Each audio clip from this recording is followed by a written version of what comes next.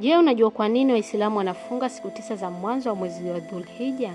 Ni kwa sababu kila siku ndani ya masiku hayo kuna tukio muhimu kama ifuatavyo.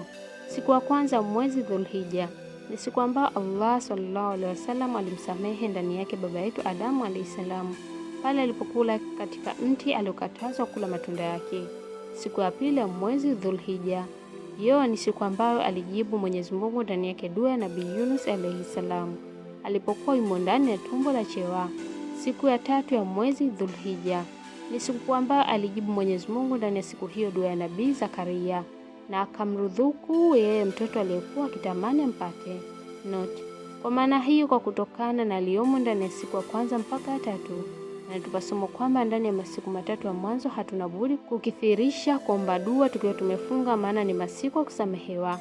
Siku ya 4 ya mwezi Dhulhijja, hiyo ni siku ambayo alizaliwa ndani yake Nabii Isa alayhi salam, na siku ya 5 ya mwezi Dhulhijja ni siku ambayo amezaliwa ndani yake Nabii Musa alayhi salam. Siku ya 6 mwezi Dhulhijja ni siku ambayo alifungua Mwenyezi Mungu ndani yake kumfungula mtume wake milango yote ya heri. Note: kwa kuzingatia kuanzia siku ya 4 mpaka 6 ni masiku kurudhukuriwa na kupata furaha na msamaha. Siku ya 7 ya mwezi Dhulhijja ni siku ambayo hufungwa ndani yake milango ya Jahannam na hifunguliwi mpaka inaisha siku ya 10 ya mwezi Dhulhijja. Siku ya 8 ya mwezi Dhulhijja ni siku ya Tarwiya.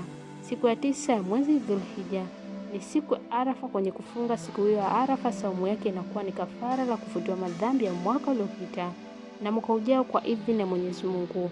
Nayo ni siku ambayo ameteremsha Mwenyezi Mungu ndani yake kauli yake: leo hii nimekukamilishieni dini yenu na nimetimiza kwenu nyinyi neema yangu na nimeridhia kwenu nyinyi Uislamu kuwa ndio dini.